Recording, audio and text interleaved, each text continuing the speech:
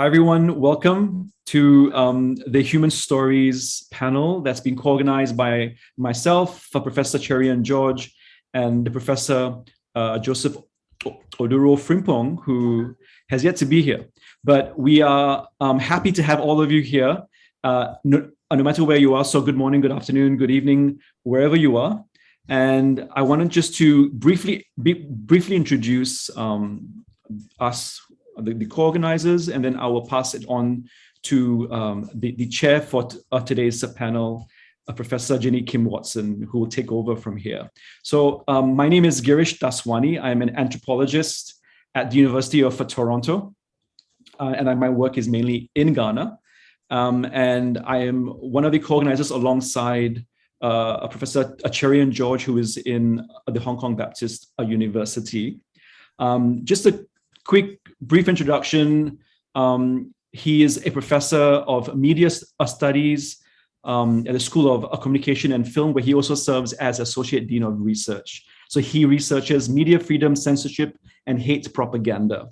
And his books include Hate Spin, as well as he recently co-edited a book on political cartoons with one of our panelists, Sonny Liew, called Red Lines. So I encourage you to look that up. The other co-organizer who's not here, but he will be here soon, Joseph Oduro-Frimpong, is with Ashesi University in Ackwerh, Ghana, and he also works on popular culture and political cartoons in Ghana. So I am very happy to pass on the mic to our chair for today. Professor Jenny Kim Watson is Associate Professor of English and Comparative Literature at the New York University. Her research and teaching focus on decolonization, the global Cold War, urbanism, and political modernity in the Asia Pacific. Now, she's the author of this book, which I'm a big fan of, Cold War Reckonings, Authoritarianism and the Genres of Decolonization. And she also co-edited a book on post-colonialism just before this, which is also a great read. She's also done the new Asian City, Three-Dimensional Fictions of Space and Urban Form, which came out in 2011. And yes, so this is the book she co-edited with Gary Wilder. It's called The Post-Colonial Contemporary, A Political Imaginaries for the Global Present. And that's also a fantastic book from 2018. So, we want to hear from our political cartoonists, from our cartoonists who are here. Just regrets that one of our cartoonists, Fahmi Reza from Malaysia, cannot make it. And he sends his apologies. He had a family emergency and could not actually participate, though he wishes he was here. So I'm going to pass the mic on to our chair, and all of us will still be here. Majini, it's all yours. Thank you so much, Girish. And it's just such a delight to be here. Thank you for the invitation and to be on this panel with all these wonderful artists. It's a real privilege. So thank you. Thank you again, Girish and Cherian and Joseph, for organizing this panel. And I can't think of a more timely topic right now to be talking about, political cartoons, authoritarianism. This is, the world we live in. So I'm really excited to hear from everybody today. So I'm going to introduce the panelists in just a moment, and let me also just mention the format. So each of the panelists will speak for about 8 to 10 minutes. We do have extra time today, so feel free, and I hope you can share your screens and give us a taste of your work. And then we'll stop for a couple of questions or comments. I want to invite the audience to please use the chat. If you have some questions, we can put them in the chat and we'll get to them. And then we'll have a sort of a second round of comments after we have a few questions and comments. And then after that, we'll open it up to Q&A. Okay, so let me get on to our esteemed panelists. Our first speaker will be Bright Ackwerh, who is an artist from Ghana. He attended the Kwame Nkrumah University of Science and Technology, where he earned a BFA and MFA in painting and sculpture. His practice is situated in the field of painting, illustration, and street art. And he was the recipient of the Kuania Prize for Ghanaian Contemporary Art for 2016. His work has been shown in group exhibitions in Ghana and abroad, including Cornfields in Accra in 2016, Orderly Disorderly in 2017, and his first solo show, Where the Cho Day, in 2018. And he's also been involved in organising art workshops in the northern region of Ghana. Our next speaker, Annick Kamgang, defines herself as an artivist, that's an active and artist and activist, and she expresses herself with political cartoons, graphic novels, and illustrations. She was born and raised between Central Africa and the French West Indies, during the 80s in Cameroon and the Central African Republic, and during the 90s in the French West Indies, or as she says, in the land of Maurice Condé and Aimé Césaire. Her first graphic novel, Lucha, was with Justine Brabant and was released in April 2018 at La Boîte à Boules Editions in collaboration with Amnesty International. And Lucha is the story of human rights activists in the Democratic Republic of the Congo. And our third speaker is Sonny Liew, who is a graphic novelist and whose multi-Eisner Award-winning The Art of Charlie Chan Hock Chai was a New York Times and Amazon bestseller and the first graphic novel to win the Singapore Literature Prize. It's a book that I also teach regularly in my classes here at NYU, and it's always a hit. Other works include The Shadow Hero with Jean Luen Yang, Dr. Fate with Paul Levitz, and Malinky Robot, as well as titles for Marvel Comics, DC Vertigo, Boom Studios, and Disney Press. And he is also co-authored, as we just heard, with Cherry and George, Red Lines, Political Cartoons, and the Struggle Against Censorship from 2021. All right, so we'll just go in the order that I mentioned. So Bright, would you like to start us off? Hey, hello, and thank you very much for this opportunity to share some of my work with all of you. It's a hot afternoon here in Kumasi, where I actually live now and work from. Well, I initially thought I'd have about 10 minutes to speak, so I made a very, very small selection of work to share, but we'll make do with it. If you'd allow me to just share my screen.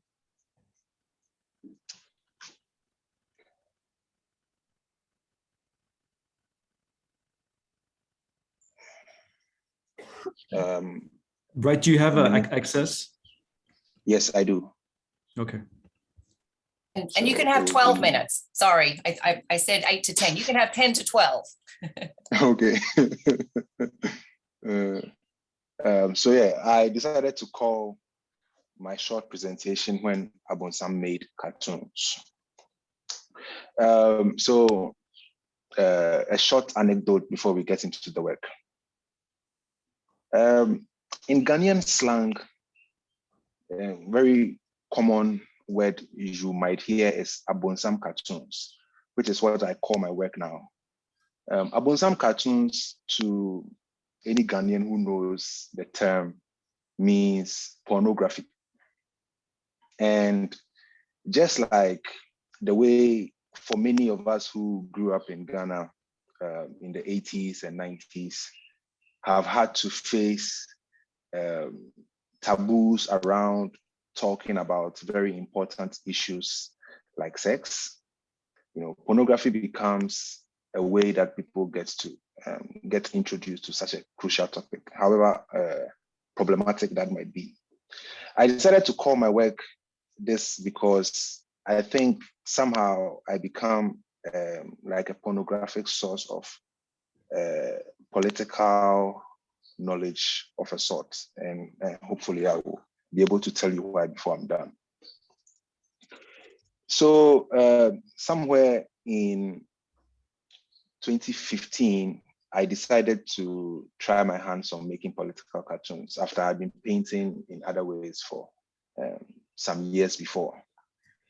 And at the time, I was inspired by things that were happening in and around Ghana, and also by the work of several other artists. Off the top of my head, I always like to mention the Nigerian musician and activist Fela Kuti, and then also the FOKM boys, who Girish knows very, very well, who are a Ghanaian musical duo, but do a lot of work around social commentary, and it's been one of my big inspirations. There is also, Ghana has also had a rich culture of political cartooning, and so the work of artists of old, like one we popularly known as Ganata, and then Akusia, and several other cartoonists whose works have graced the pages of the dailies for as long as I could remember. And then also having the privilege to be in school also exposed me to the work of artists from all over the world who have used their work, not just political cartoons, but have used their work to speak about societal issues and the like. So when I was in a space where I thought I had to also register my opinions on matters, political cartooning became a medium for me to explore it. I see, or I recognize how this speaks to the question of agency and of presence. And again, hopefully by the time I'm done, I can expand on these. But what I came to realize was that there are a lot of grand narratives when it comes to Ghana.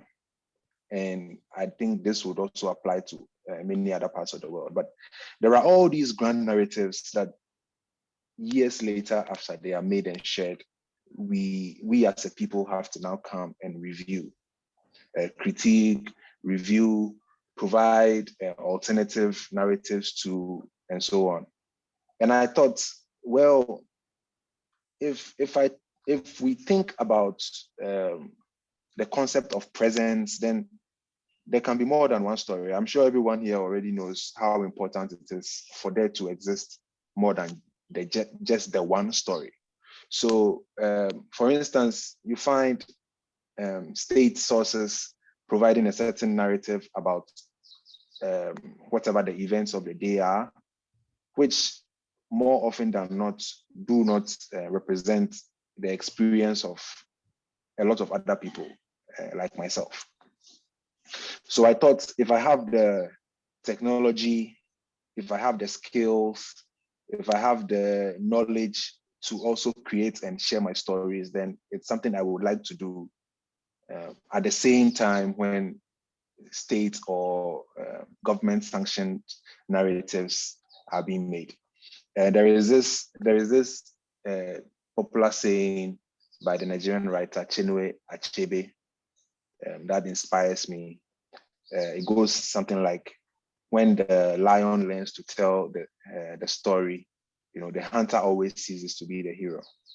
There's been several other versions of this same quote, but I think it summarizes what I'm trying to say. So, once I have the technology to tell my own stories, then you stop getting fed those same, if I may use the word, propagandist stories that we are often being fed about whatever goes on.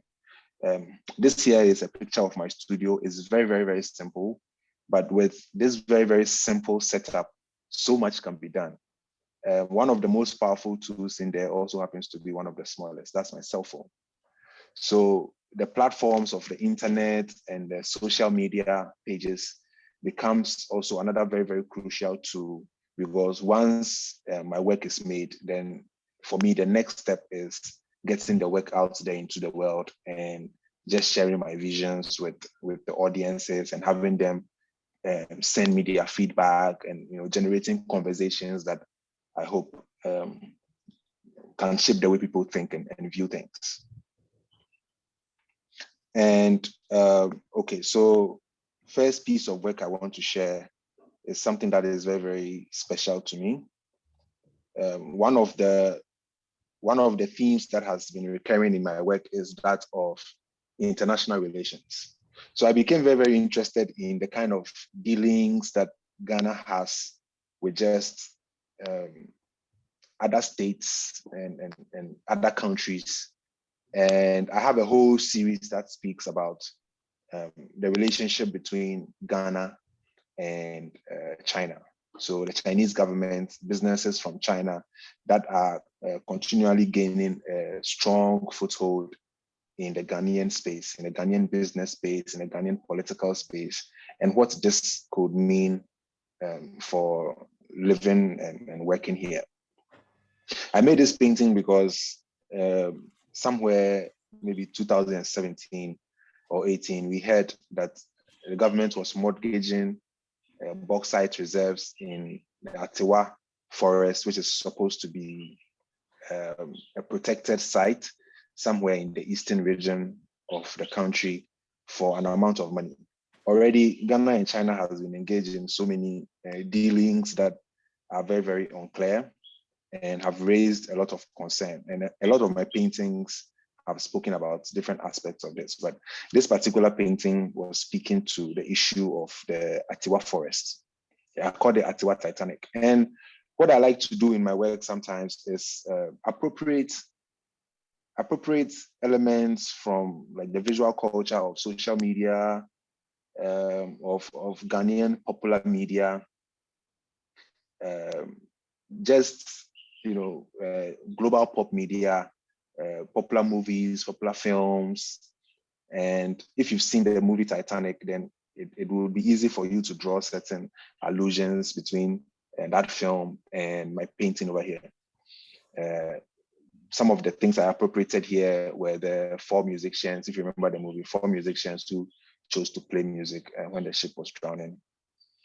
You can see the 2 main characters of Ghana's 2 main political parties here playing the roles of Jack and Rose at the nose of the ship.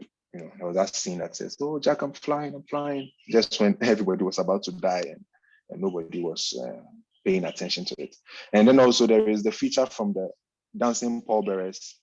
I'm hoping all of you saw them break the internet globally when the COVID-19 pandemic started. There were these pallbearers from Ghana who have a very elaborate dance routine when they carry people's boxes. I thought some of these things already had certain associated meanings on social media, especially on Twitter and TikTok. And to be able to put some of these references in my work, sometimes memes, like you can see Leonardo in the background, a very, very popular meme for those of you who are Twitter people like myself. Once I'm able to appropriate all these elements into my work, then it's easy for my audience, who I think are the very young people, to decipher the kind of messaging that I'm trying to send across, or the kind of conversations that I'm trying to generate. Okay, I'll move to the next piece, which is a detail of the earlier painting. But all these characters that I have in this particular work are very, very pivotal in the Ghana Ackwerh Forest China loan conversation. Perhaps if we had more time, I will break down the narrative. But also, if you've seen the movie, then you know what each one is doing in here. And there is also this painting of mine, which I love very much. I call Shitting 2. Okay, so in the painting is the first character on the throne. I call it the throne.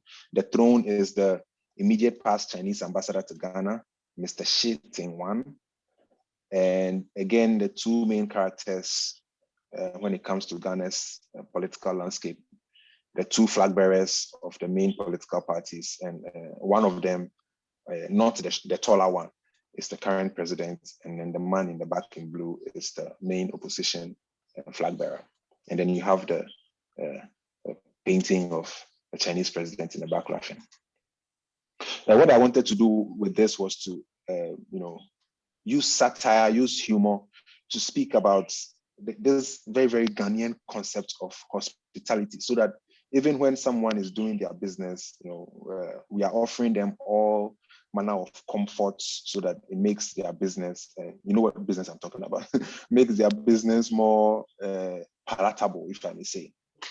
there was a story that broke, something again involving Ghanaian politics and Chinese businesses, where an unregistered Chinese company hidden in some bush somewhere were receiving containers full of brand new textbooks that were being imported for use by basic school students and teachers in Ghana. Now, teachers and students had been complaining for the last 5 years or more about the inavailability of books, new books to match the new curriculum that the government had proposed. But all these new books that were being imported somehow miraculously disappear from the ports, the shipping ports, and end up in this bush where this unregistered Chinese company converts them into toilet paper to be sold on the Ghanaian market.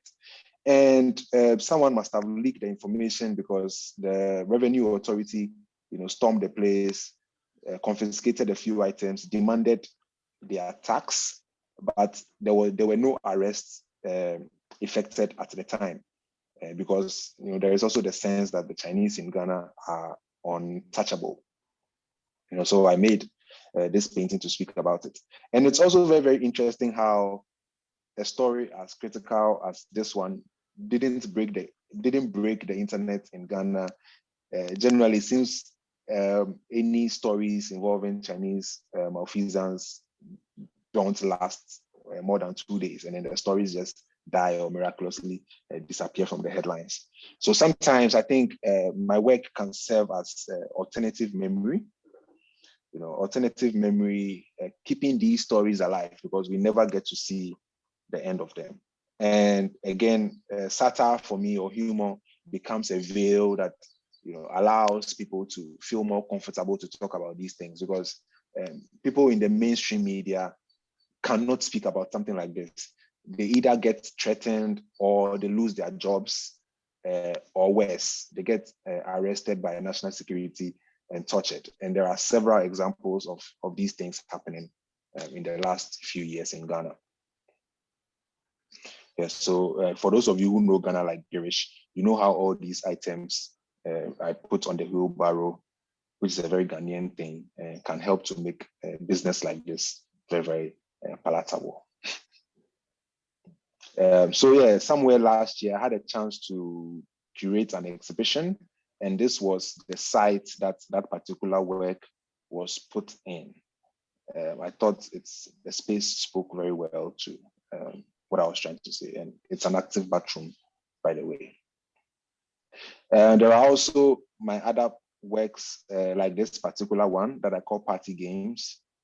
And because I think one of the critiques I've received from my audiences is that I make xenophobic work and that I'm always on the case of Chinese in Ghana, but I don't think that's the case because I make work about everybody. Because Ghana has some of these problematic relationships with almost anybody who has some money to offer to the government as loans or whatever. So yeah, the infamous shithole speech by Donald Trump when he was president. And I actually missed the guy because he provided a lot of content to an artist like myself. He was always one of my favorite characters to paint. And then also because of America's, what would I call it? Very, very militaristic expansion, and that Ghana actually houses one of America's military bases. It's also one of the stories that didn't get talked about enough. We only heard about it when someone in the opposition must have raised it, and then maybe after a week or so, the story died. But it said that the country had received a huge amount of money so that America can station one of their military bases here in Ghana. And for those of you who know about this, America has the most military bases outside of their geographical boundaries, more than everybody else. So in a painting is the very short president of Ghana carrying these toys, which for me, very, very popular in Ghana when it comes to children's play. And in the back is the former ambassador who's just spraying cash all over the place. And then of course there's Trump who's playing with the chamber pots, which again, for those in Ghana, you know, a lot of my idioms and references for my work comes from Ghanaian culture. And so it's easy for me to speak with people from here. Yeah, and then there's also an aspect of my work I like to highlight where it's not always about satire and humor, but sometimes, if I may say, dark humor. I made this painting when I collaborated with One Love the Kubolo, who is one of my inspirations. And if you look in the right-hand corner of the painting, you can see the decapitated heads of all the former Ghanaian presidents, because in one of his songs, he calls for these guys to get killed. And perhaps that could be the only solution to solving all the compounding problems their policies kept creating for citizens like myself and like him. You know, you can also see in the painting other elements that reference a lot of other problematic things that happened around the time in Ghana's political landscape. And you can see the seat of government up in flames in the back. One Love is one of the artists whose work has continuously inspired my own, and it's always a great pleasure working with him. Also, one of my recent drawings from last year, which talks about what seems to be the state's position on the rights of LGBTQIA+ people. If you already know, or for those who don't, there has been a strong call from some parliamentarians in Ghana, from the Christian majority. Ghana is a very, very religious space, from the Islamic majority, and from certain public figures who we suspect are being sponsored by certain foreign elements, to propose laws that criminalize LGBTQIA people and just anybody at all who shows any kind of allyship or the like. When I did this, I thought about the power of the tank man from 1989 Tiananmen Square in China and how that image, the power that image represents. So I appropriated that for my work. And if you look in the bottom left corner, you can see a character there who also has dreadlocks, which has been something that a hairstyle that state institutions discriminate against, but it's also a hairstyle that I wear. And hopefully Girish will wear some soon. And I thought I'd compress all these narratives into my painting, like something that I always do. So I always try to appropriate stories from different places and try and use humor in its representation to try and encourage people to just initially laugh about it and then perhaps talk about the more serious implications behind some of these things. Because if this law gets passed, maybe my next presentation to you will be from behind some jail bars. Oh my goodness, Bright! I'm so sorry to. I hate to interrupt you, Bright. This is just wonderful, but I'm just keeping an eye on time, and yes, we will have a chance to come back and do a second round. So okay, yeah. So thank you so much, and again, thank you very, very much. Just wonderful. And now we'll move to Annick. And perhaps Annick, did you want to share your screen? Okay, so first, thank you for inviting me. When I see Bright's work, I'm really impressed. That won't be easy to show my work, but I'll try. Yes, so écran partagé. So I'm going to share my screen. Please just let me a little second to do it. Just 1 second to do it. So let's share it. So do you see it? Yeah, Do you yes, see my screen? yes, perfect.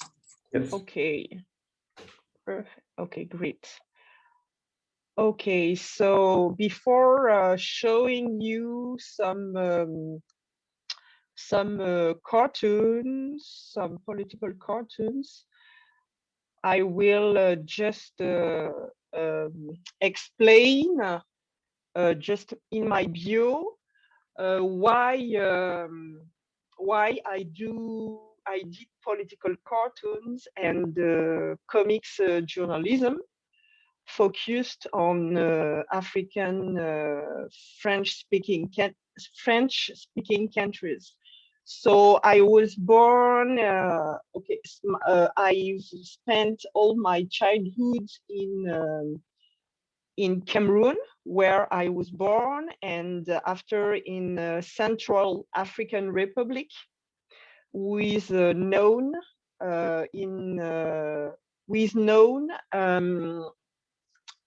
Enfin, no, I think people don't really know Central African Republic, but during the 70s, Central African Republic was governed by Bokassa. Maybe some people have heard about Bokassa. So I was born here. No. I spent all my childhood here. And in 1991, a revolution occurred in many French-speaking African countries before the fall of the Berlin Wall. You see, in 1989, French African people decided, inspired by what was happening in Europe, they decided, to ask for more freedom in their countries. And my father, who passed away 2 years ago, my Cameroonian father, took part in the revolution in Central African Republic and other French-speaking African countries. He wrote an article in a newspaper called Jeune Afrique. He was donc supporting this revolution by writing this article. And the article was illustrated by a cartoon of Plantu, who is a French cartoonist who creates cartooning for peace.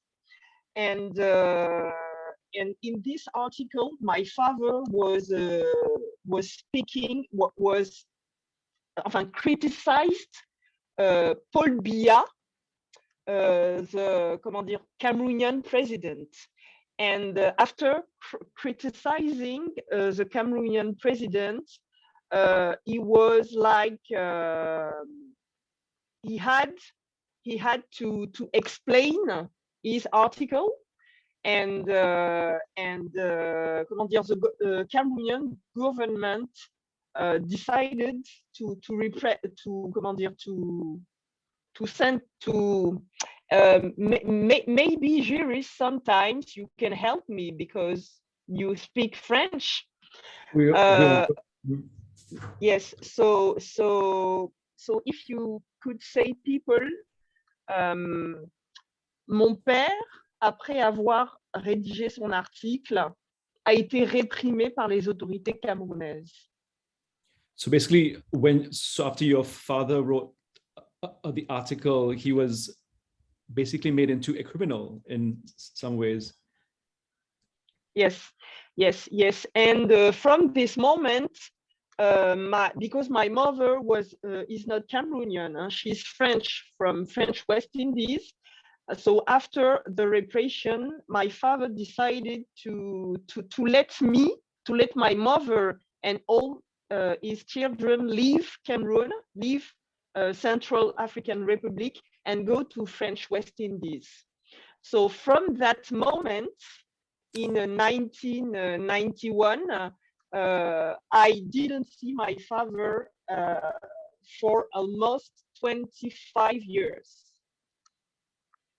So so that's Annick, why, yes.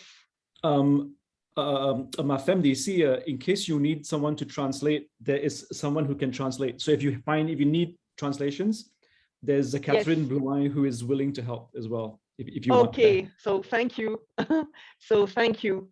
So at the age of when I was 30 years old, I decided to reconnect to my childhood and this story, and to talk about what's happening in Africa by cartooning.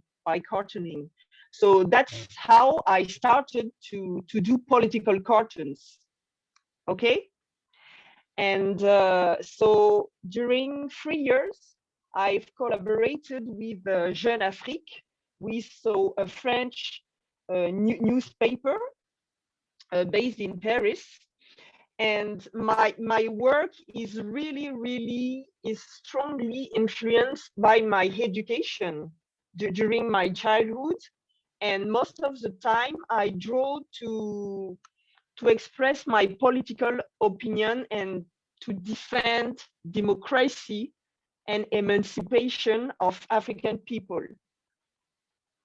So I can show you some of my political cartoons published in Jeune Afrique. So you can see on the screen one cartoon I've published. It's about so this is Paul Biya, Cameroonian president, who is reading a book. Reading a book about the Anglophone crisis, because now in Cameroon, Cameroon was colonized by German people, and after by French and English people. So Cameroon is a bilingual country. So you have French-speaking area and English-speaking area. And since depuis 2017, so 2017, you have a war. You have a war in the Anglophone part of the country. You have this war, and so my cartoon is about a competition, a football competition. No, not football competition. Soccer competitions in Cameroon. We have a team of. Je vais continuer en français. Allez-y, allez-y. Voilà, et après, si elle peut faire la traduction, ce serait super. Alors, à ce moment-là, il y avait donc les championnats d'Afrique de football. So they were the African Soccer Championship. Voilà, c'est ça. Et en fait, cette compétition donc de football, c'est l'occasion en fait pour le Cameroun de réunir un petit peu la nation camerounaise autour du sport pour un petit peu renforcer un petit peu le sentiment d'unité en fait nationale et mettre de côté certains problèmes internes au Cameroun, comme par exemple aujourd'hui cette crise en zone anglophone. So this championship was a way to bring together all of Cameroon and kind of reinforce national unity, and through that kind of tossing aside a little bit this civil war that's happening in the anglophone part of Cameroon. Voilà, et dans ce dessin-là aussi, vous pouvez voir alors c'est en français, hein, vous pouvez voir donc les livres qu'il lit. Donc il y a un livre sur la crise anglophone, mais vous avez aussi une pile de livres à gauche Vous avez un livre, par exemple, qui s'appelle Vacances. Vous avez sur la table un billet d'avion donc de la compagnie Swissair avec un vol pour Genève. Voilà, vous avez aussi Boko Haram, vous avez aussi le dossier Boko Haram et le dossier ECK. Donc, je te laisse traduire. Yes, so you have all these books on the cartoon there. So obviously the one on the Anglophone crisis, and then on the left one on holidays, on Boko Haram and ECK. And on the bottom right-hand side, you have a plane ticket for a flight Yaoundé-Geneva with Swissair. Alors, pourquoi, en fait, vous avez tous ces livres avec toutes ces thématiques? C'est parce que le président Paul Biya du Cameroun est connu comme un président assez absent, en fait, du pays, qui passe plusieurs mois, en fait, par an à Genève, dans un palace. So these books are there and these references are there because the current president of Cameroon is known to be quite an absent president. He spends several months a year in a palace in Switzerland. Voilà. Vous avez aussi, et ces cas, alors il y a eu un accident extrêmement grave de train au Cameroun entre une ligne qui dessert la ville de Yaoundé et celle de Douala, avec donc plusieurs centaines de blessés. Et donc, c'était aussi un dossier extrêmement brûlant en fait pendant cette période de championnat d'Afrique. Et donc, c'est comme si la victoire, parce que du coup, l'équipe nationale camerounaise est devenue championne d'Afrique à ce moment-là, cette année-là. Et donc, c'est comme si la victoire en fait de l'équipe nationale camerounaise permettait un peu de taire et de mettre de côté ces dossiers brûlants au Cameroun. Okay, sorry, I didn't mean to interrupt you. Yeah, so the Eseka book refers to a very deadly train incident that happened at the same time as the soccer championship on the line between Yaoundé and Douala, and hundreds of people died following this accident. And meanwhile, the Cameroonian team won the Africa Championship. So in a way, it became kind of a tool to distract people from everything else that was going wrong at the same time. Voilà, donc ça, c'est un exemple de sujet auquel je suis extrêmement attachée. Parce que ça a une résonance en fait dans mon histoire personnelle, donc de répression d'un membre de ma famille. So this is an example of the type of topics that Annick is. I hope you don't mind me. J'espère que ça ne dérange pas que je vous appelle Annick en passant. So this is an non, example. Pas de problème. Pas de problème. So this is an example of the type of topic that Annick likes to explore, especially because it really resonates with her personal and family history that involves repression and state repression. Voilà. Je peux aussi présenter, alors dans la continuité, non mais c'est vraiment bien que vous soyez là, parce que là j'allais vraiment galérer c'est pas grave, allez-y. Sur la suite en anglais. Voilà. Alors dans la continuité des dessins, des caricatures politiques et de l'actualité africaine en caricature, donc j'ai publié, j'ai dessiné un livre qui s'appelle Lucha, chronique d'une révolution sans armes au Congo, donc paru en 2018 à la boîte à bulles Amnesty International. Donc pour moi, c'est vraiment, Catherine, si tu peux dire si c'est vraiment dans la continuité en fait de la caricature politique qui est un art, qui est une manière de s'exprimer, mais qui relève à la fois de l'art et du journalisme. D'accord? Donc, dans cette continuité-là, j'ai publié ma première bande dessinée dans un genre BD qu'on appelle justement la BD journalisme, la BD reportage. Donc, c'est pour montrer la continuité. Okay, so Annick was showing the book that she wrote in 2021. So it is entitled Lucha, Chronicle of a Revolution Without Weapon in Congo, and it was published by Boîte à Bulles. So this is, I forget j'ai oublié la deuxième partie. It was a way to express, j'ai oublié la seconde partie, si vous pouvez répéter, désolé. Oui, voilà. Alors, en fait, c'est dans la continuité du dessin de presse, parce que le dessin de presse, c'est un art c'est une manière de s'exprimer entre l'art et le journalisme. Et là, en fait, je m'empare de la bande dessinée, reportage, qui est aussi un genre à cheval entre l'art et le journalisme. Okay, so it was a continuity from cartoons in a way. So it kind of bridges art and journalism. So she calls it a, if you want, kind of a journalistic cartoon in a way.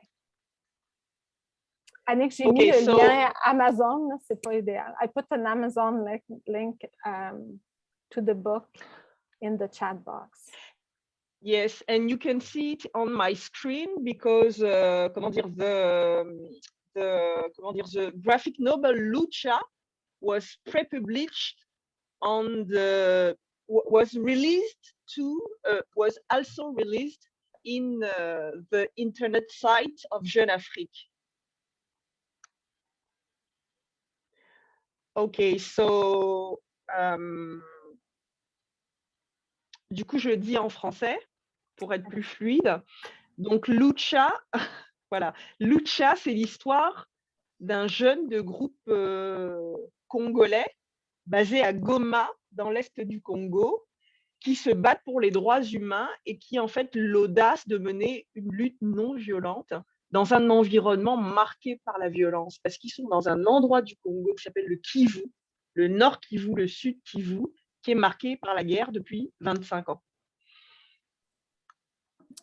Okay, so this is the story of a group of young Congolese who are in Goma, which is in the Kivu region in Eastern Congo. And this region has been the theater of a civil war for quite a while. And what they're trying to do is to lead a non-violent resistance and revolution in this very violent context. Voilà, et ce qui est très intéressant, en fait, ce qui est intéressant dans cette lutte, c'est que cette lutte menée au Congo est connectée aussi à d'autres luttes non violentes qu'il y a dans d'autres pays d'Afrique francophone, voilà, connectée à ces autres luttes-là.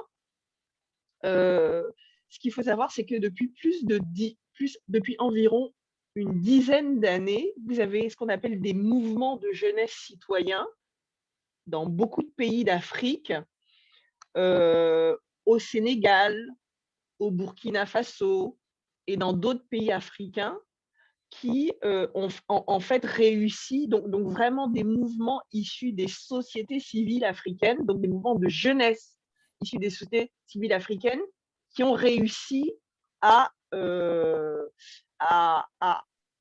par exemple, au Burkina Faso, à ce qu'un despote, Blaise Compaoré, quitte le pouvoir. Donc, ça s'inscrit vraiment dans une espèce de révolution là, depuis plus d'une dizaine d'années, qui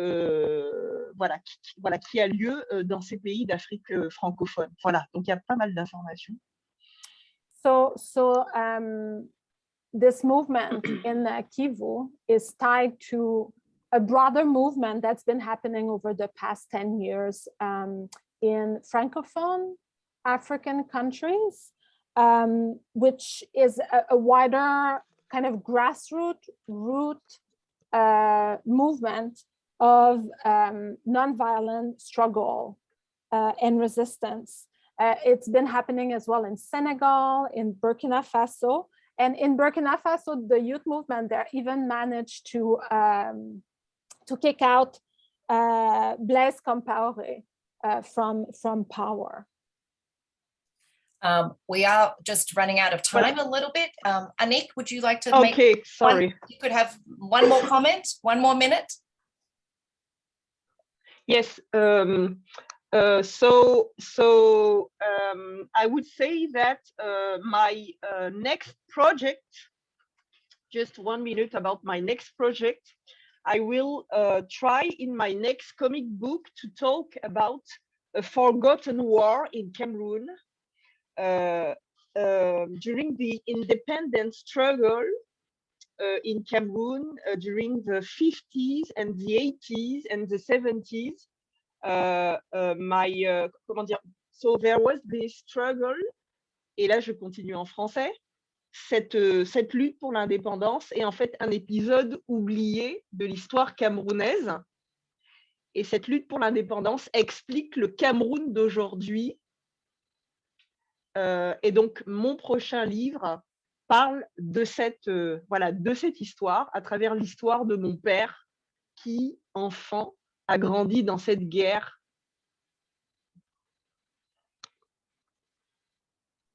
Okay, so the next book project will focus on kind of a forgotten episode of the independence war, which in many ways explains in Cameroon, yes.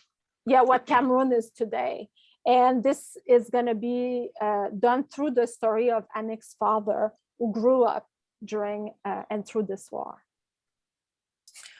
Wonderful. Thank you so much, Annick. That was just fabulous. And thank you, Catherine, for the instantaneous translation. Merci, Catherine. Was brilliant. No problem.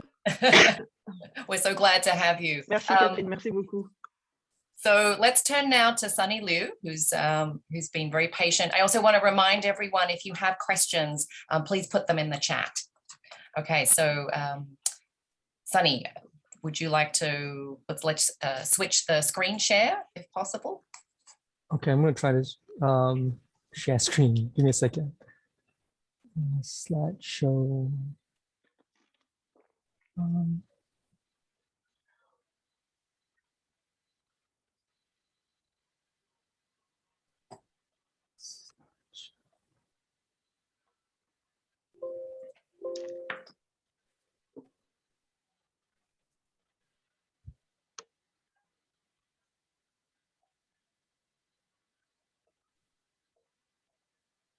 Does this work? Do you guys see robots and stuff?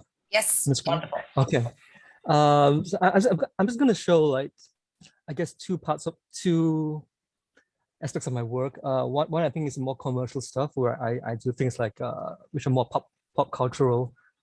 Comics I did for DC Vertigo and Disney Comics, as well as some of my own work, which I consider more on the pop cultural side.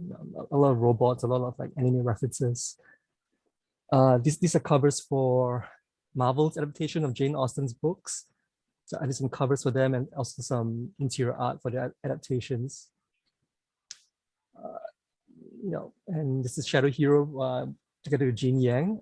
This is a book about the first Chinese American superhero. First, in the sense that he was the first Asian hero created by an Asian creator in the US back in the 40s.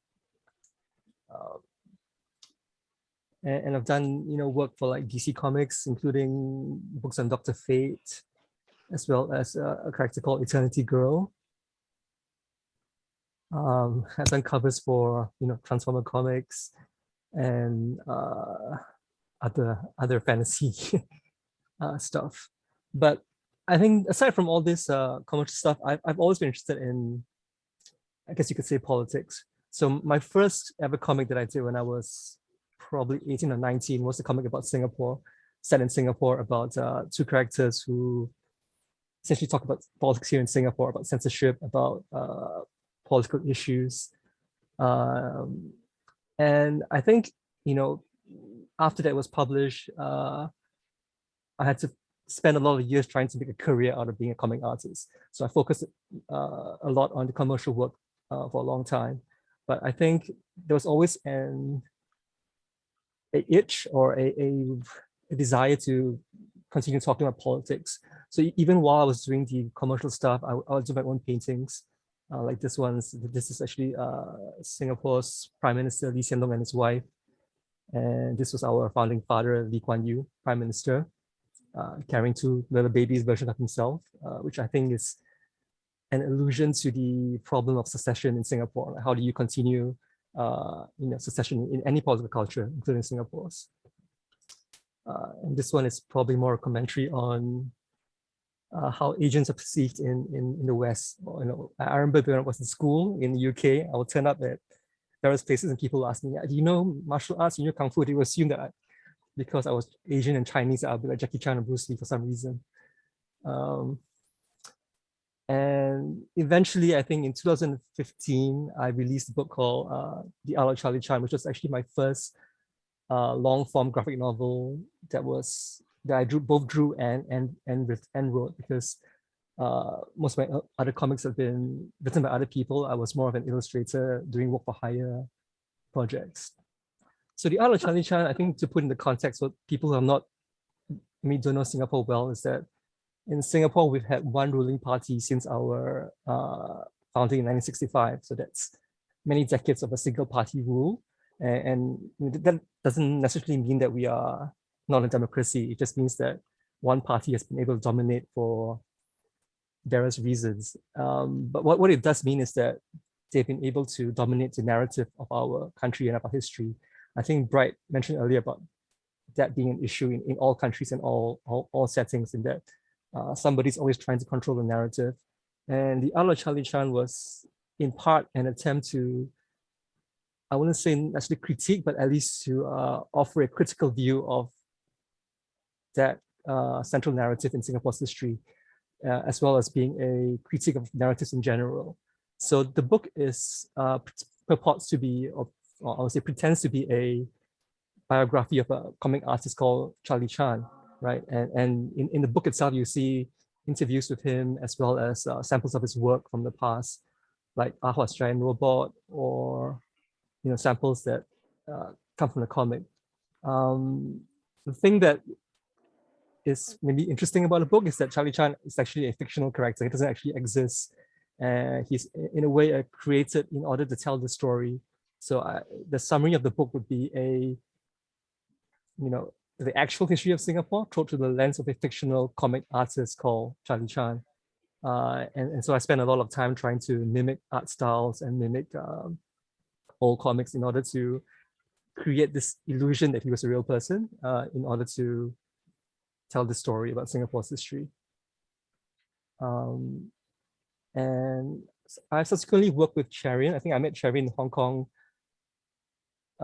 maybe a couple of years after Charlie Chan was published, and he asked me if I was interested in doing a book with him about cartoon censorship. And because Charlie Chan had been, to some degrees, I wouldn't say censored, but had faced government, it is grant withdrawn, let's put it this way, right? The grant that was initially given to the book was withdrawn by the government, and there was some controversy over it. And I think as a cartoonist, I've always been interested in how cartoonists around the world have faced different kinds of persecution and censorship. And Cherian George's book is actually very much focused on that, right? There are very different forms of censorship, from people who face real physical danger like death and being put in jail, to people like myself in Singapore who don't face that kind of persecution, but maybe have more subtle ways of censorship, which are more financial in a sense, where you're pressurized by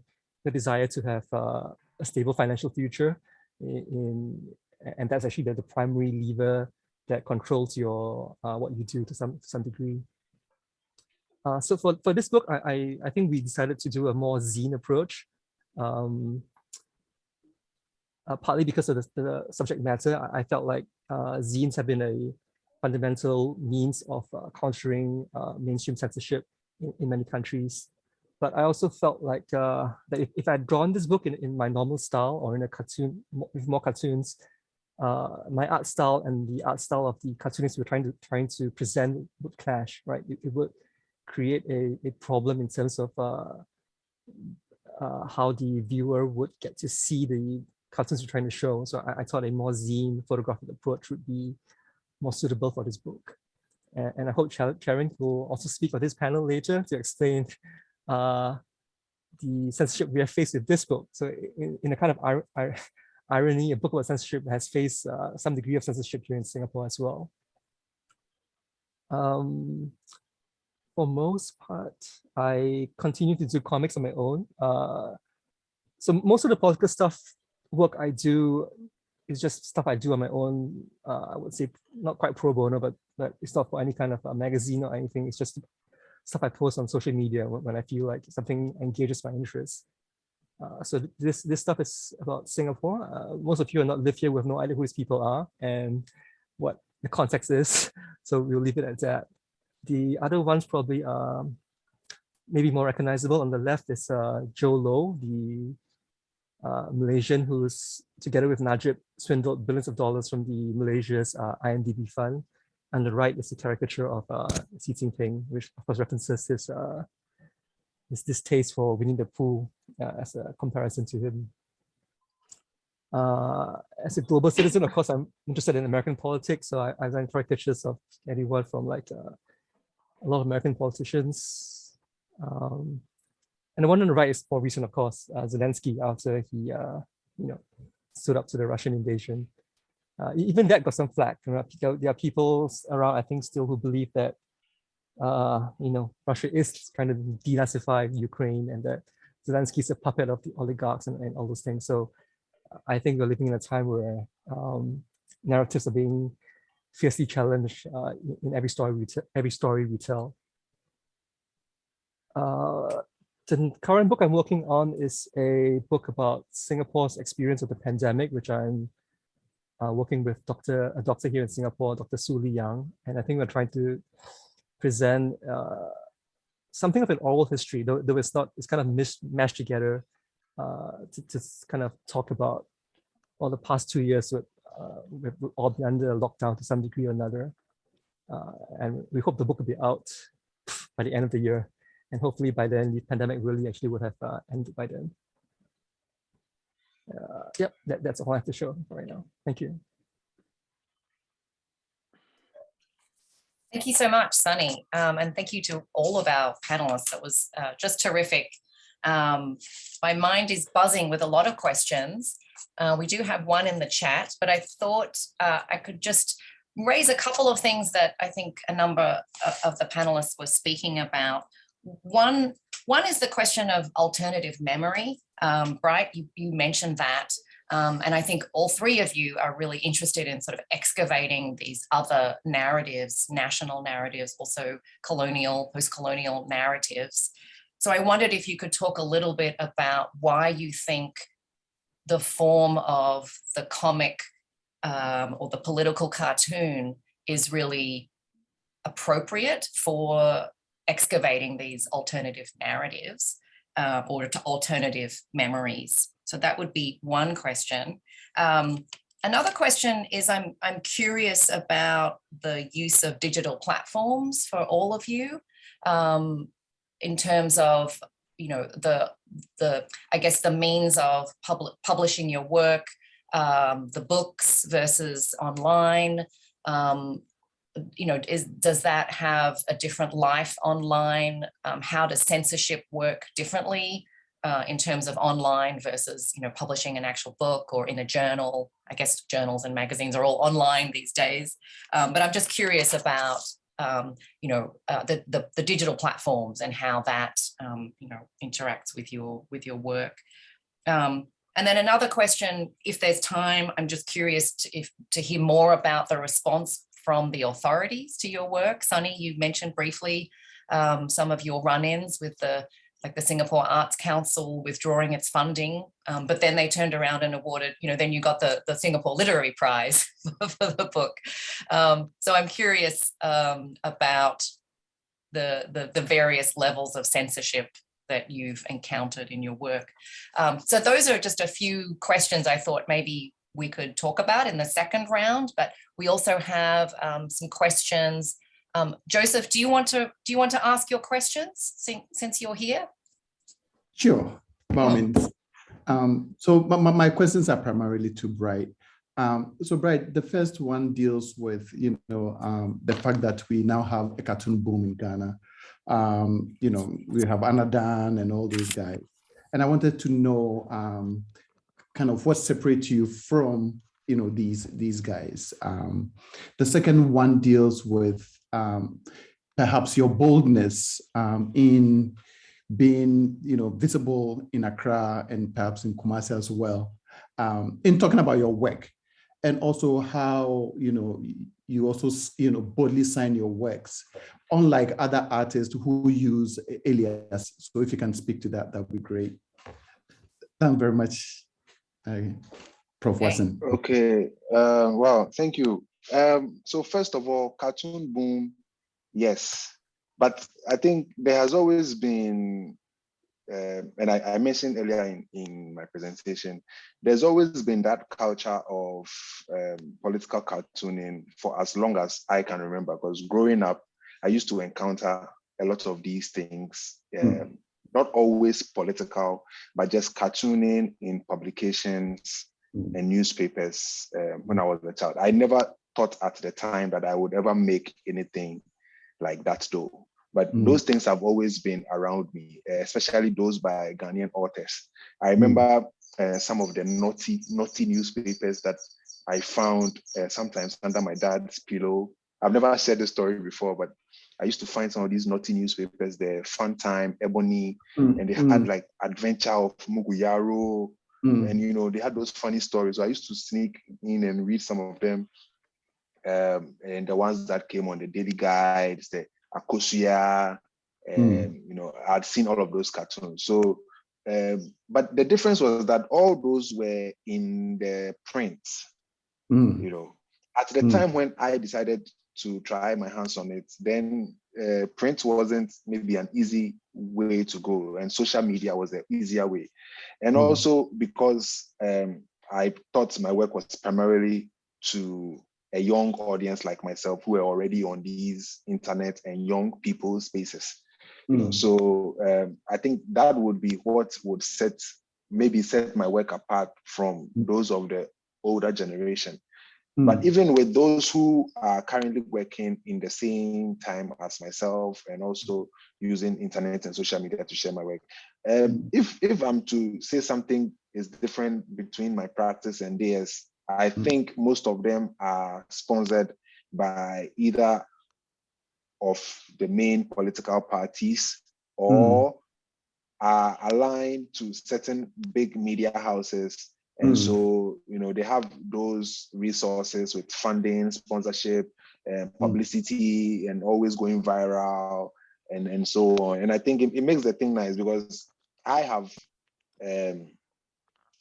tried to keep my work away from those institutions.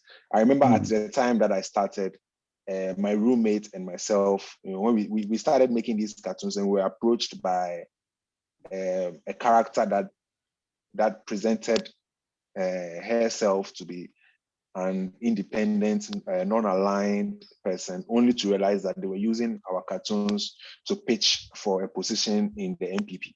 So I cut that business off, though my friend went ahead and worked with, and people don't know this story because I don't like telling it.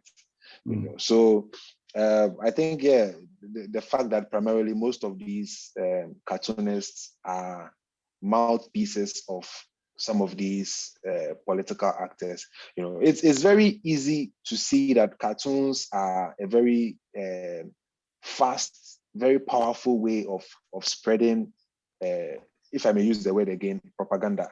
So I know there are all these propaganda wings in the major political parties, and all of them would love to have an active cartoonist who they can use to, keep sharing their messages, because these things go viral on the WhatsApps, on the Facebooks, Instagrams, TikToks, and everybody would like to have, an artist or a cartoonist in their camp who becomes their mouthpiece when it comes to that.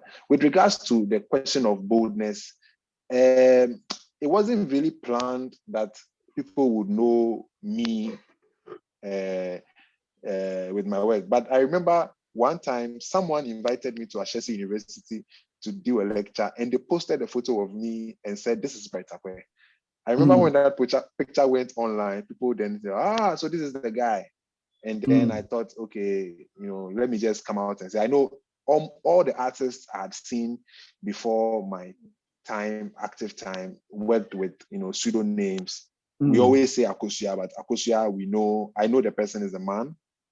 So my thing wasn't really planned, but once the thing got out, I thought, okay, I'm not telling lies anyway. Why should I hide to say something that I think is the truth? Let me just be bold and speak it. Hopefully that will inspire people to also come out and back whatever opinions that they are putting out. That's what I can say about it. I don't know if I can also address some of the earlier questions concerning the use of the digital space as against maybe more traditional means of publishing. In my experience, and the way I like to work, my approach is a little bit different from the traditional style a lot of cartoonists use. And I spend a lot of time on my work. I sometimes spend months just creating one picture. And I'm wondering if I were to work with a print house, then I'll probably be the person delaying their publication. So I find it just easier to deal with the pressure and just be on my own and publish my work online. There is still a huge amount of censorship online. However, I don't think it's as strong as what one would face if you were trying to use the print media here in Ghana. For example, my sketch that spoke about the issue with LGBTQIA+ would not get published in any paper. I'm saying this because I know other pro-LGBTQIA groups have tried to buy space in the dailies, and they were flat denied by the editors because they didn't want any kind of pressure from above, because they've been told don't post anything in the papers that is pro-LGBTQIA. So I know for a work like that, I would never get the feature. I've also had some issues with censorship. And so I just think going on social media is easier. It's easier to deal with that kind of censorship than to deal with the censorship in the more traditional print spaces. Also, there was a question about the use of the medium when it comes to the concept of like alternative memory. I think for any narrative to be silenced, then it is not as pristine or as clean as what the grand narratives that are state sanctioned are. And for something to be like that, then it means people would not like to talk about it. So for me, humor is a way to get people interested. At least, these things are already very, very serious. Sometimes there are even issues of life and death. But humor becomes a way that, you encourage people to look at it in a very light-hearted way. And it's a trick that I picked up from, seeing stand-up comics do it. Some of the best stand-up comics will be on stage and say the most heinous things, but most of the time, often than not, the first reaction they're able to get out of the audience is the laughter. And then perhaps the laughter becomes an entry point into seeing the more charged conversations about these things, talking about issues like colonization, human rights. All these things are very, very crucial charged topics that I think if someone presents work in an equally charged tone would further alienate people from wanting to talk about it or look critically at it. And that is what I can say about it. Thank you so much, Bright. It's wonderful.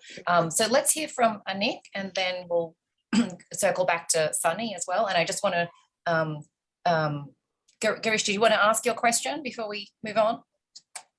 Sure. I mean, so basically, I just want to say that, I'm a fan of all your work. So, I mean, that's one thing I've definitely viewed and read your work in the last year or so. And I just want to ask the question to all three of you, if you want to include this in your response. Could all of you touch on or respond to colonial histories of your respective countries, right? And whether you retell these stories through fiction or you retell these stories through fictional characters or through a particular picture. Can you speak about why you feel you need to speak to colonial histories? And is there a decolonial angle? I mean, I'm not saying that you're going to solve the problems of your respective countries, but is there, I mean, what do you expect to do? I mean, I think some of the answers came through Bright's response about making people laugh, but also thinking about very politically charged topics from a different perspective. So yes, that basically is my question in terms of the colonial context in which you're responding to, in which you portray, but also what do you hope to do in shaping or shifting the story or the narrative? Thank you. Yeah. Annick, would you like to respond to any of those questions that we've had? Okay, yes, there's a lot of questions and I'm going to respond in French. And maybe Catherine is still here. So my colleague Catherine had to leave. No? She had to leave. Okay, so I will. Okay, so I will try I can translate to the French in English. Oh yes, really? Oh, good. No, I'm kidding. I'm kidding. Okay, so I will. Okay. Okay, so I don't know. Maybe I will try in English. Okay, so apologize. Okay, so how comics can talk about colonial history, decolonization, and telling another narrative about those stories? Oh, you know, I think first thing about comic, the art of comic book is me. I personally, I feel free. It let me, comment dire, the art of comic book comment dire, let me more freedom to talk about this subject, because the art of comic book is to tell a story with very simple comment dire, very simple things, you know, just a paper and a pen, you know, and a pencil. So I don't need lots of money, you know. I don't need a lot of money to, comment dire, to tell this story. And another thing is that even no, I think that the best way to talk about the history of colonization in Cameroon and decolonization is to talk about my story, and the story, my relationship with my father, my story, my relationship with my father, my personal, my intimacy. I think it's the best way to, comment dire, to talk about this subject in a very personal way. In a very personal way, I think it will talk to everybody, because me, I was you know, I was not raised all my life by my father, and he can't speak to many. He can speak to people, you know. Some people. Yes, he can speak to people. So for me, that's the best way, you know, to comment dire, to talk about this story. I don't know if my answer is correct or not. I don't know. But that's great, because I mean, I think all of you put yourselves in your work. I've seen all of you represented in your work, even though it might not be a direct representation. So I think absolutely, thank you. Sonny, would you like? Yes. Oh no, sorry, keep going. Yes. Okay. Yes.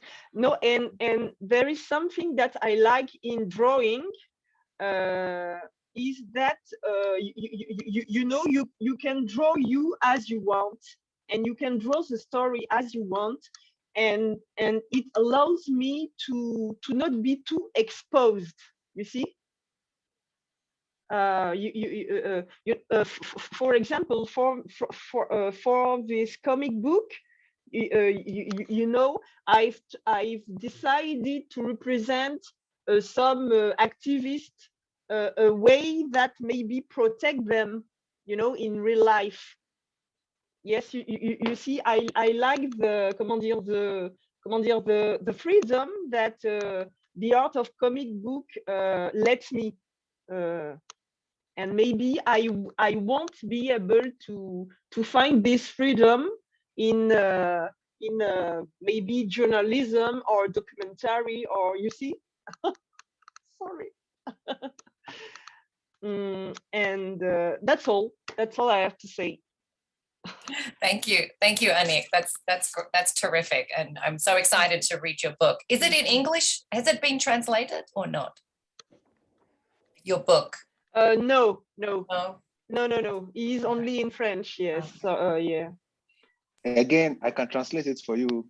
Just no. Kidding. Just kidding. Thank you. Sonny, would you like to respond?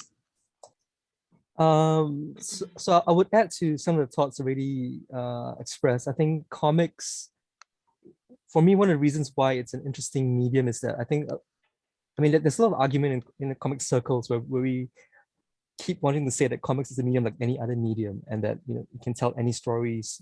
While at the same time, I think we have to acknowledge that most people come to comics when they are kids, right? So they first read newspaper comics or they read superhero comics. So there's always this sense that comics are for kids. But that's actually something that can be used to our advantage in the sense that we can approach a lot of difficult subjects. And when someone sees it in comic form, they actually let the guard down a little bit, right? They approach it with the kind of approach under the radar. And I think that's gives it the advantage that people will look at something and think that it's actually just a simple comic and realize that it can be about something much more serious. In terms of colonialism, I think that's a tricky topic. In Singapore itself, I think we often see British occupation or imperialism as not such a bad thing, right, here in Singapore. And I think that's, for me, probably due to the reasons why they were here, right? They weren't here to exploit our resources. They weren't here to get labor. They were here to just have a free port in order to break the Dutch monopoly of trade in the region. And I think because of that, the people here in Singapore weren't as exploited as in many other areas of other British colonies. And we've had, after our independence, adopted a lot of like British institutions and even ideology at some level, right? So free trade in terms of what you might call a semi-neoliberal agenda. So it's tricky here. And I think my exploration of that actually has not been through comics. Last year, a few of my friends and I actually did an exhibition of a fake board game, right, that explored Singapore's colonial history. I can post a link to a fake video we created through a company that does actual reviews, right? It's a game that's set in 1819 when the British arrived in Singapore, and we're trying to create a fictional board game that explores the different tensions involved in that time. And it was quite well received, and we're actually trying to make it into a real game now, which involves, a lot more work than a fictional version, where we didn't have to play test and make sure that the game actually worked. But yeah, that's my thoughts on colonialism. I wanted to add quickly, for me, approaching some of these stories around colonization and decolonization, one of my strategies has been to retell stories from the grand narratives of these things and then to try and stain them. So, for instance, there is a general narrative that the British marched into Ghana and conquered everybody, defeated the Asante, everybody, and then took whatever they wanted to take and then took away. I made a painting about it where I use like recognizable characters from politics today, maybe give them costumes from the colonial era, and just retell the story in a way that you know, like I said from the beginning, when a lion learns to tell the story, the hunter ceases to always be the hero in the story. I have a whole series that talks about the former late Zimbabwean president Mugabe and the Queen of England. I have a whole series on that I used to do, appropriate popular culture elements to tell the story between the two of them as you know, either they were lovers or they are the main characters in a popular TV show, you know, but always showing the angle that Mugabe actually won in the end. And it's just unfortunate that he had to die and leave. But I actually have a painting I'm hoping to share somewhere later in the future. You know, God forbid, but should the Queen also, you know, go and join him wherever he is, you know, and continue the series. I think just like everyone has said, the humor, you know, take the grand narrative, stay in it, retell the story, and stay in it with the humor, you know, because you know, a lot of these stories are not true. They were not entirely true, but they are told from the angle that benefits whoever tells the story. So, in my attempt to like decolonize, sometimes is to retell these stories and, you know, switch it. Maybe, you know, the person who you think lost in the grand narrative is the one who wins here. And yeah, it's also one of the things that I like to do. Thank you. Could I Annick, add something? Could I, do I have time? Yes. Okay, so today in France, you know, when, do you remember when George Floyd was killed, you know, by a white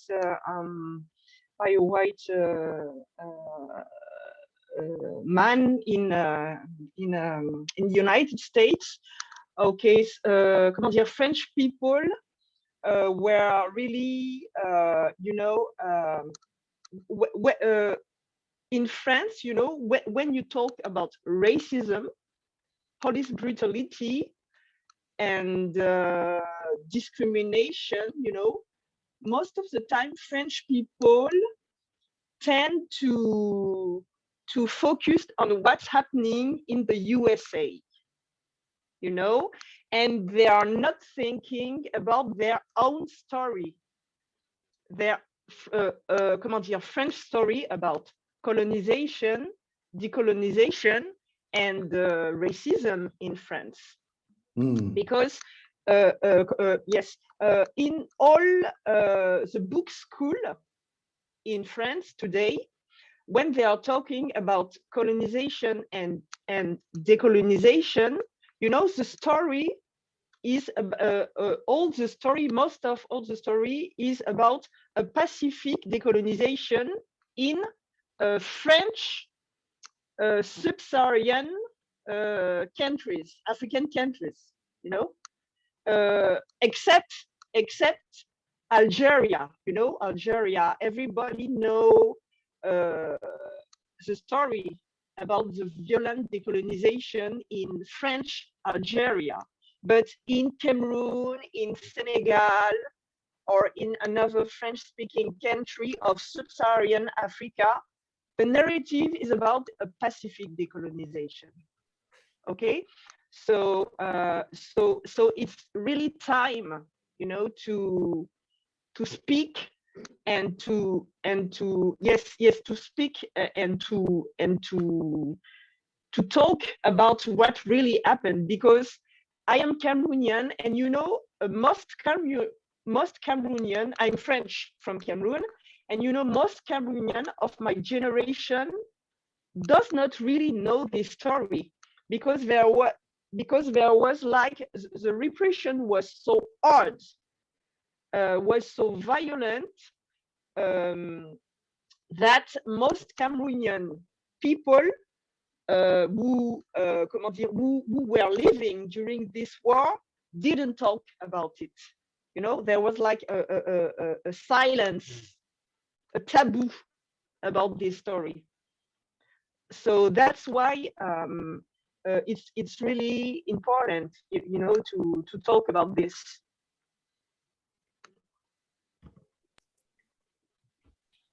Bright, was this picture that you're talking about?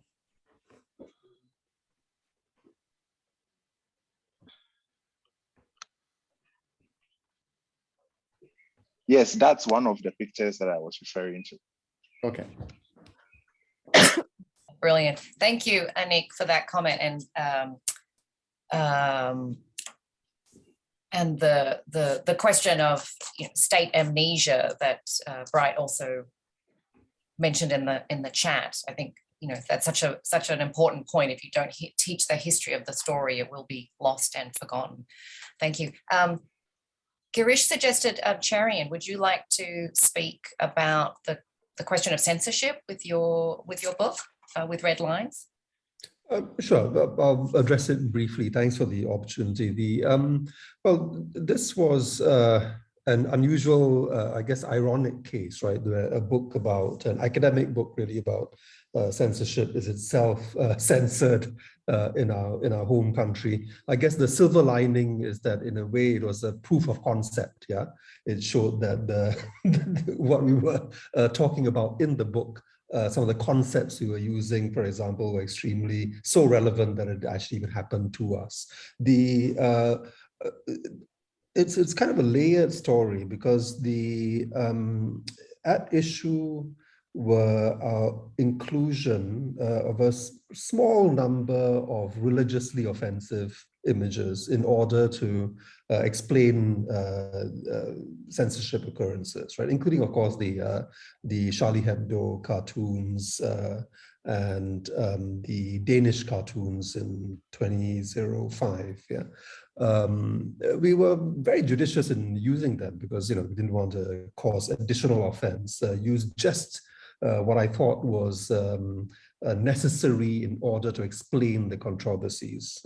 Partly also because I personally think that in the case of the Charlie Hebdo cartoons, because many of them are not seen, it is often assumed that these were just mildly funny and maybe Muslims don't have a sense of humor, when in fact I think there's a strong case that is accepted by even many French scholars, human rights workers, that these were genuinely not just offensive, but bordering on hate speech, right?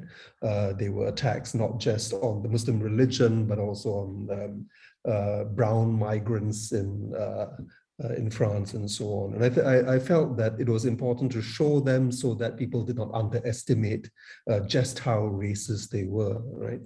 So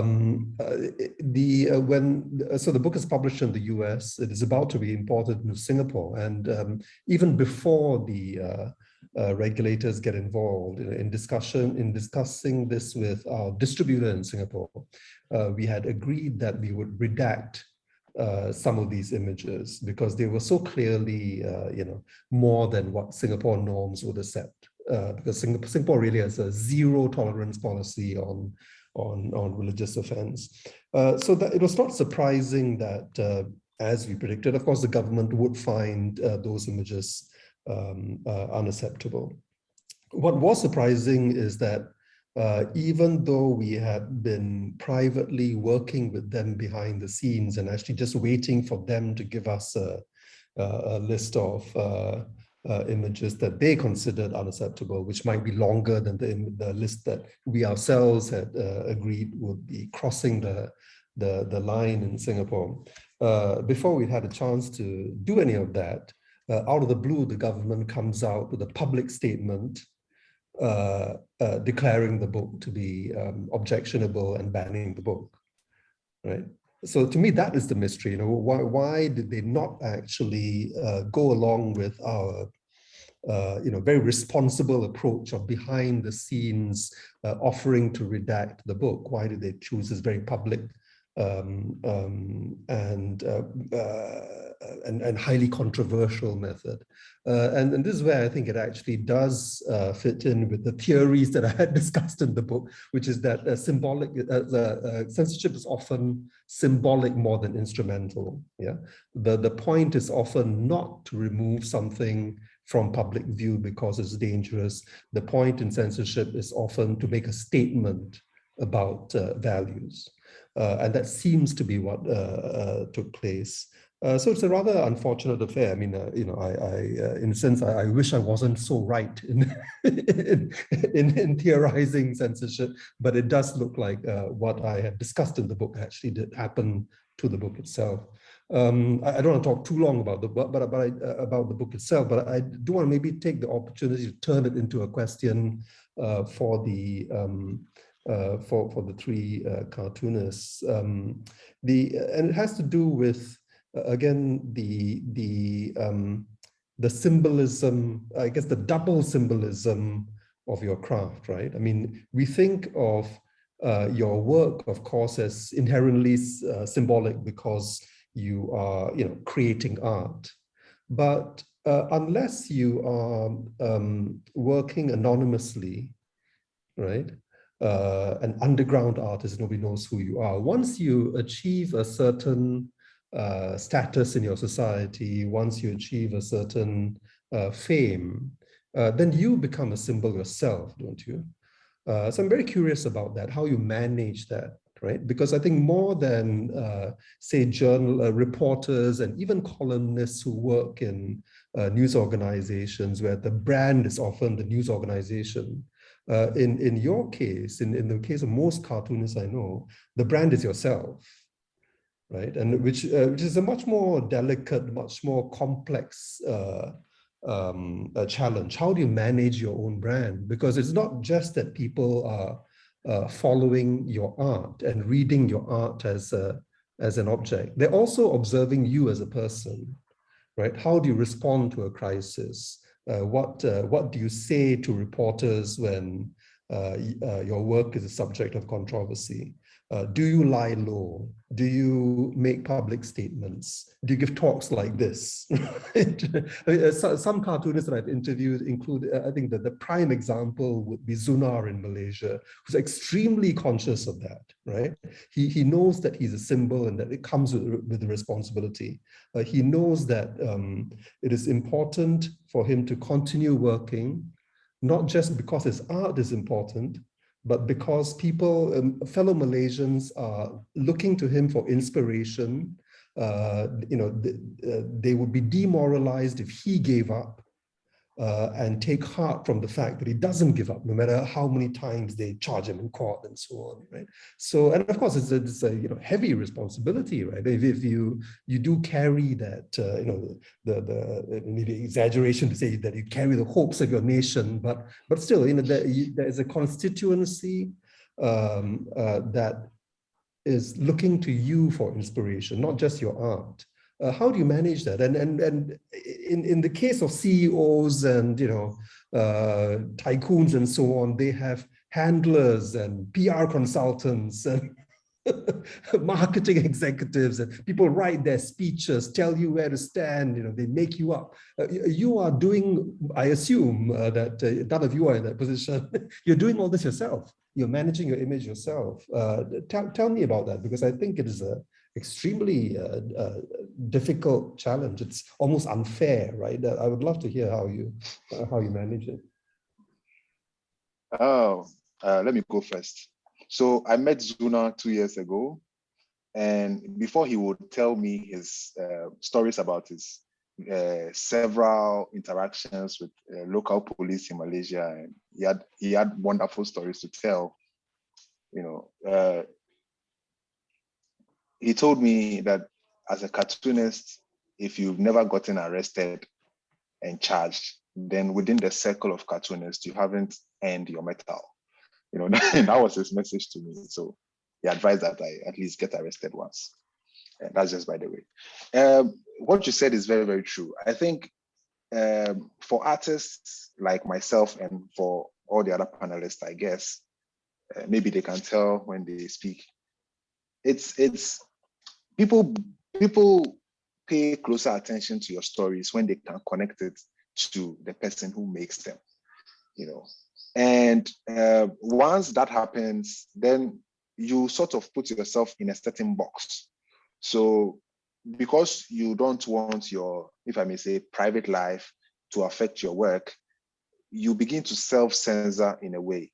Like for me, I can't, or I wouldn't, I wouldn't share every everything about myself like maybe the next person would. I won't go on social media and post, pictures about my food, because I know nobody wants to see that. Everybody wants to see my work. So yeah, it's a very, very huge responsibility. And also it comes with the fact that you don't work with an alias, and anyone who sees you knows this is your work and this is you. But what I've tried to do also is to limit people's expectations. Like lately when I share my work, I tell them political cartoons cannot solve the problems. Actually, it can, and it will, but it's just a way of limiting people's expectations, because aside all the problems, it's also a very huge load on you mentally. I don't know if anybody else gets depressed about it, but maybe they can share what their experience has been. Yeah. Would anyone else like to go, Sonny? So I'm not sure I'll agree with Charian's premise that journalists don't become personalities in their own right. I'm sure when Charian posts something on social media, he also has to deal with the same issues that he described for cartoonists.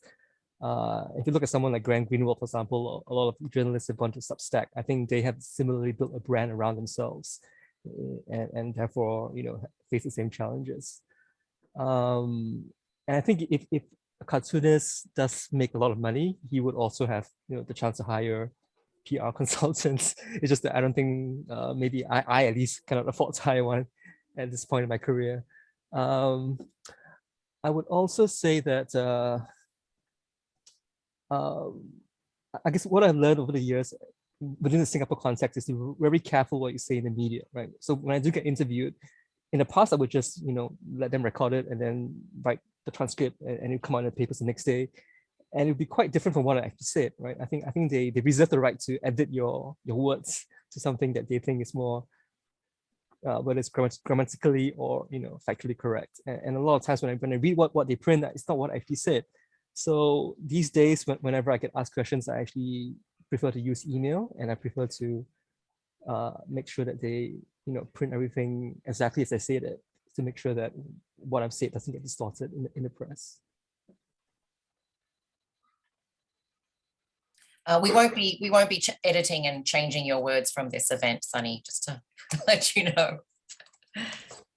Annick, did you want to respond to the question about that Charian's question?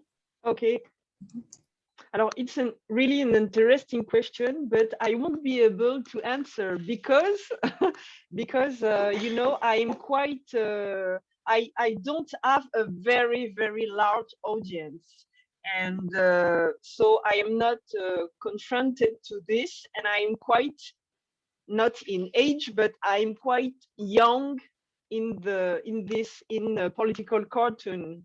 So maybe I will be able to answer in some years. Sorry. Did you understood me? Yes. Yes. Thank you. Okay. Thank you, Annick. Okay. And there is a question actually for Charian. Elizabeth, would you like to ask that question, or you? Well, the question is if Charian can elaborate. It's more like a comment, actually. Oh, it's a comment. Oh, okay. I think so.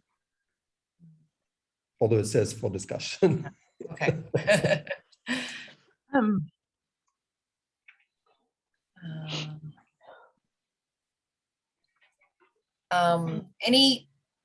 Does any of the panelists want to respond to anything that has come up? Or Girish, did you want to make another comment? If I may. Oh, yes. If I may. Sure. So I see in the last comment, it says, can Charian elaborate on how artists can assume more responsibility in engaging their public audience to elevate literacy, artistic, civic, or otherwise? So one of the things also that I think artists can do, or at least I'm trying to do, aside creating my work and putting my work online. And one feature about my work is the fact that I don't put text in it. I don't put closed captions in my work because somehow I think they sort of close the narrative. And there's been several times when people have interpreted my work in ways that I didn't even think of when I conceived of the work. So I find that to be one of the ways that I get people talking, people presenting alternative meanings to my work, and I think it enriches the conversation. Once in a while, I have sessions that is just for talking, which we call the talk parties. And I'm interested in hearing feedback from the audiences, because again, often critique that I get goes to feed into whatever my future strategies have been. Also, there is the intentional strategy to open the work up more to more people, more diverse people than only the internet can provide. In as much as I initially thought of the internet as an escape from the traditional or print media or traditional exhibition spaces, I find the internet also very limited. One, for the fact that not everybody has access to the internet and to smartphones so that they may see my work. Also because there are certain kinds of censorship that exist in the digital spaces. And lately also, I think all the social media platforms favor, the people who put content on to actually pay for their content to be cycled and for it to get seen. I think all of these things represent different levels of censorship that maybe an independent creator like myself has to deal with. One of the other strategies that I've also attempted working with and lately is through the making of street posters. And in the last slides of my presentation, I had some that I wanted to show, but sometimes I take some of my work and just make it into posters and put it out in the streets, just like the way everybody else, posts up posters for events, church events, political campaigns. And because through that, I'm able to reach people who would not be able to walk into galleries, who do not have social media accounts and the like. One interesting thing though also was that I tried to collaborate with an art agency so that they may flight some of my work on billboards, just like the way corporations and companies are able to buy these spaces and advertise their products and services. And it sounded like something that was going to be very, very positive and possibly even groundbreaking. However, at the very last minute, this agency decided to pull out when they saw the content of the work, because they claimed they suddenly didn't want any pushback from the political actors who were the characters in the work I was creating. So, again, for me, this is also an avenue that can be explored later. How do we maximize the scope of the people who get to interact with our work? Most of these things that we share, if they continue to circulate within spaces like this, then we will literally be only preaching to the choir. The people who need the kind of visions that we claim we want to share are actually out there and not necessarily in the same spaces as us. And they also need to interact with our work so that whatever we are thinking about in our creation can also involve some of the critique and the feedback and the ideas that they also push back at us. Yeah. Thank you, Bright. I really appreciate you reflecting on the question of access. We often think, the internet is much more democratic, but as you say, there are algorithms, there are paywalls, there are ways that it certainly is not, absolutely the ideal that we imagine. Girish, would you like to have the last comment or question before we wrap up? Yeah, sure, absolutely. I mean, one of the things that, because, so I'm from Singapore, right? So I grew up here, I went to school here. I left when I was in my mid-20s, and then I spent a lot of time in Ghana. And I do my research there. I've got family there too. So the one thing that I found is that Ghana and Singapore never connected when I was in Singapore, but it's interesting that it has connected and it does connect. So for example, a lot of Ghanaians compare Ghana to Singapore all the time, right? Singaporeans don't compare themselves to Ghana, but Ghanaians compare Ghana to Singapore all the time. They want Ghana to be Singapore. okay? Because Singapore is, this is what they say, they quote Lee Kuan Yew, they quote Kishore Mahbubani, and they say, you know, Singapore is free of corruption. It's all these wonderful things that Ghana should be. And this is part of the reason why I'm trying to think about African-Asian connections, because there are African-Asian connections. Think about Bandung, you know, the conference, the Third World Alliance. Yes, We're thinking about, true. you know, ways in which African and Asian countries were coming together to think about a different world order or a different way of coming together that was in response to the West, right? And so I guess my question is, or at least my comment is, it is ironic almost that these connections exist and these around common questions, like around questions of better governance or corruption or succession or political alliances, or even post-colonial context of legal structures or colonial structures that continue to manifest. And I think it's a shame that we don't have these conversations, that we don't have more of these, because if Ghanaians are speaking about the Singapore a lot, why aren't Singaporeans thinking about Ghana? And that's my question as well. But I guess I'm just going to leave this as a comment rather than a question, because we're all kind of speaking to our national archives, our colonial national archives, and we get too blinded by the nation, right? By our nations. We forget that there are these connections that are there, even between other African states, for example, Cameroon and France, and you know. So I'm just saying, so many more connections I hope can be made as well in the future, and you know, can be made. And I know that your work, Ginny, also makes these connections in many ways, especially with regards to the Cold War, post-Cold War, and you know, our relationships that re-emerge and manifest in themselves. So I'm not going to talk too much. I just want to say that it's been a brilliant panel, and I think I'll leave you to perhaps, Ginny, do you want to have any few last words? I just wanted to, well, thank you, Girish, for those comments. And I think that's really central for us to be thinking about.